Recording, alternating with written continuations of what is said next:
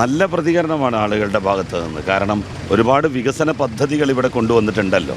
അപ്പോൾ ഏത് പ്രദേശത്ത് ചെന്നാലും ഞങ്ങൾക്ക് ചൂണ്ടിക്കാണിച്ചു കൊടുക്കാൻ, തൊട്ട് കാണിച്ചു കൊടുക്കാൻ നിരവധി പദ്ധതികളുണ്ട്. അപ്പോൾ അതുകൊണ്ട് തന്നെ ആളുകൾക്കറിയാം എന്താണ് ഇവിടെ ഉണ്ടായിട്ടുള്ളത്, ഇവിടെ ഉണ്ടായിട്ടുള്ള മാറ്റം എന്താണ് എന്നൊക്കെ. ഇപ്പോൾ ഇതൊരു ഗ്രാമീണ റോഡാണ്, PWD അംഗീകരിച്ച റോഡല്ല. എന്നാൽ പോലും ഇതിന് 4 കോടി രൂപയാണ് റബ്ബറൈസ് ചെയ്യുന്ന പ്രവൃത്തിക്ക് വേണ്ടിയിട്ട് അനുവദിപ്പിച്ചത്. അതിൻ്റെ ആദ്യ ലെയറിൻ്റെ പണി കഴിഞ്ഞു. ഇനി റബ്ബറൈസ് BC ചെയ്യേണ്ട വർക്കാണ് ഇനിയിപ്പോൾ അടുത്ത് നടക്കാനിരിക്കുന്നത്.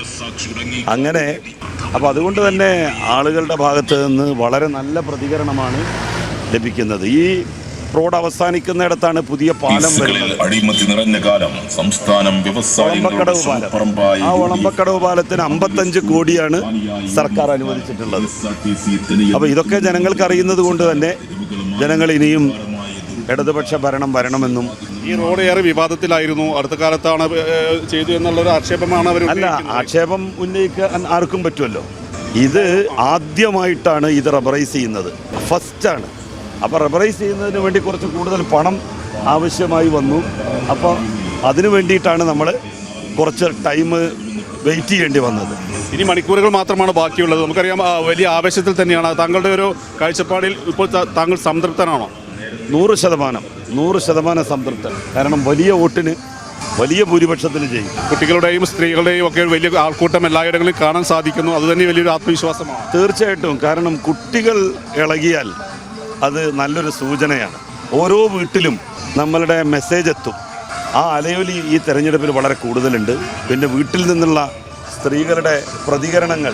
UDF ക്യാമ്പിൽ ഇന്ന് പ്രിയങ്ക ഗാന്ധിയാണ് എടപ്പാളിൽ എത്തുന്നത്. അതൊക്കെ ഒരു ഭയപ്പെടുത്തുന്ന കാര്യങ്ങളാണോ? എന്ത് ഭയപ്പാട്? ആര് വന്നിട്ട് എന്താ കാര്യം?